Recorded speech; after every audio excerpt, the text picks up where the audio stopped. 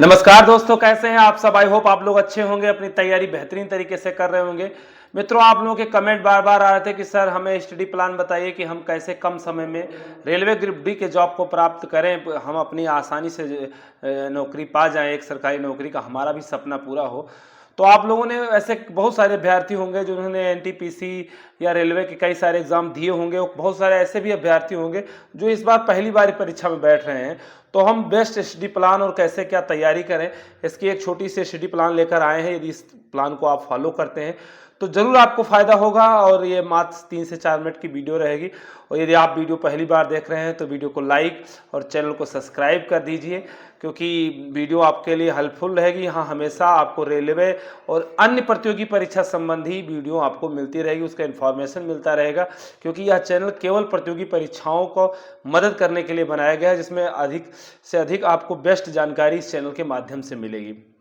चलिए बात स्टार्ट करते हैं। मित्रों, जैसा कि आपको पता है, अभी थोड़ा संसाधन का अभाव है, जिस वजह से आपको यहाँ भी लिख कर आएगा, लेकिन चूंकि मैं ऐसे बता दे रहा हूँ मौखिक रूप से।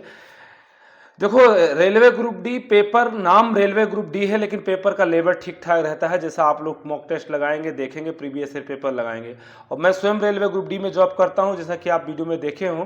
पहले कई सारी मेरे काम को भी दिखाया, सैलरी स्लिप वगैरह। तो अब कोई संदेह में नहीं होगा कि हाँ हम जॉब में नहीं हैं। अब बात यह है कि हम भी कैसे जॉब पाएं आपकी तरह। सर, कैसे आपने स्टडी प्लान बनाया था? तो मैं आपको 3 से 4 महीने का स्टडी प्लान बताता हूं।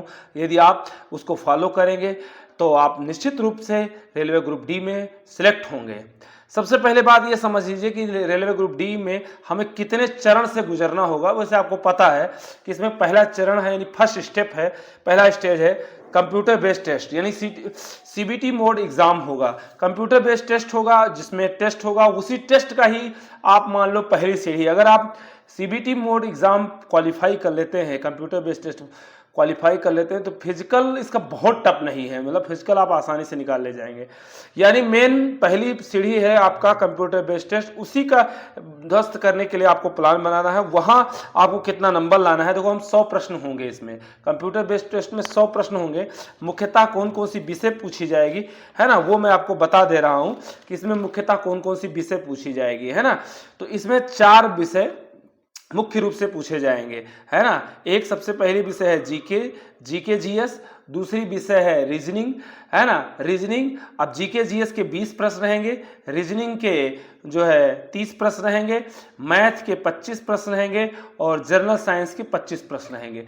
तो कुल मिला के आपसे 100 प्रश्न पूछे जाएंगे। 90 मिनट का समय रहेगा। 90 मिनट में 100 प्रश्नों के आपको उत्तर देना है ना। और आपको 80 नंबर टारगेट करना है। यदि आप 80 नंबर से कम लाते हैं तो आप जान जाइए कि आप यूआर वाले तो खास करके, है ना, रॉ मार्क आप 80 को टारगेट करेंगे। हाँ, और फिर जितना अच्छा हो जाए वो तो बहुत अच्छी बात है। लेकिन अगर आपको बुक वगैरह है तो आपको यहाँ डिस्क्रिप्शन में भी बुक की लिंक मिल जाएगी, यहाँ से भी परचेज कर सकते हैं। अगर आपने बुक ले लिया है तो आप बेहतर तरीके से पढ़ाई करिए। अब आपको तैयारी कैसे करनी है उसकी भी टिप्स मैं बता दे रहा हूँ, है ना।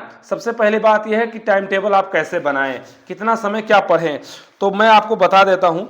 देखो, ये तो मैंने बता दिया कि 80 नंबर लाना है। नंबर आएगा कैसे, आपको कितने घंटे पढ़ना है। देखो, मैं बताता हूँ। सुबह सबसे पहले आप 6 बजे से लेकर लगभग 9 बजे तक आपको जीके जीएस करंट अफेयर पढ़ना है। उसके बाद में आपको 2 घंटे का गैप लेना है। 2 घंटे अपने दैनिक क्रिया में लगेंगे। उसके बाद खाना पानी खाएंगे, आराम करेंगे, फिर 11 बजे से लग जाइए और 11 बजे से 2 बजे तक आप मैथ और रीजनिंग का काम करेंगे। दोपहर में मैथ रीजनिंग का काम करेंगे।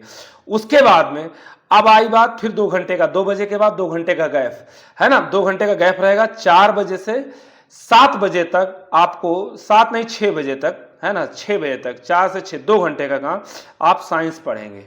ठीक है, साइंस पढ़ेंगे। उसके बाद में फिर आपका 3 घंटे का गैप रहेगा। 3 घंटे का गैप करने के बाद 9 बजे से 11 बजे रात तक, बहुत लोग जैसे 12 बजे 11 बजे जैसा भी आपको हो, आप रात में जितने भी जीके जीएस सुबह पढ़े उसका रिवीजन, और जो विषय आपको ज़्यादा कमजोर लग रही उस विषय पर मेहनत करने की ज़रूरत है। जैसे मैथ वगैरह आपका कमजोर लग रहा है तो उस पर आपको काम करने की ज़रूरत है ना। तो ये आपको स्टडी प्लान बनाना है ना। आपको कुछ टिप्स बता दे रहा हूँ। देखो, हम बताते हैं जब तक आप रूटीन नहीं बनाएंगे, रूटीन डेली आपको फॉलो करना पड़ेगा। आप इस पर नज़रअंदाज करें करेंगे तो जान जाओ आप फॉर्म भरेंगे, नौकरी नहीं मिलेगी।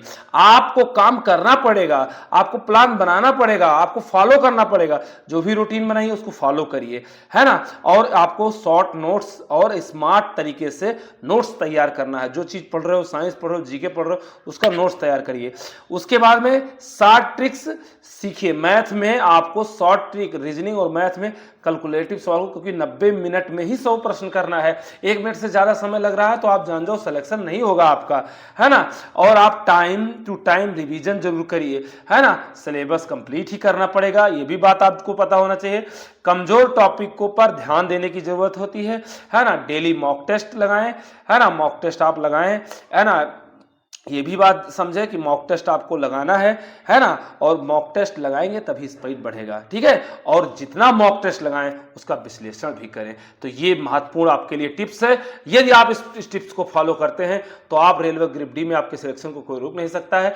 जितनी बातें मैंने बोला इधर सामने लिख भी दूंगा, आप जरूर इसको फॉलो करिएगा, है ना। मिलते हैं किसी नेक्स्ट सेशन में। Thank you. तब तक अपना ख्याल रखिए, बेहतर तरीके से तैयारी करिए, लीजिए selection railway group D. Thank you.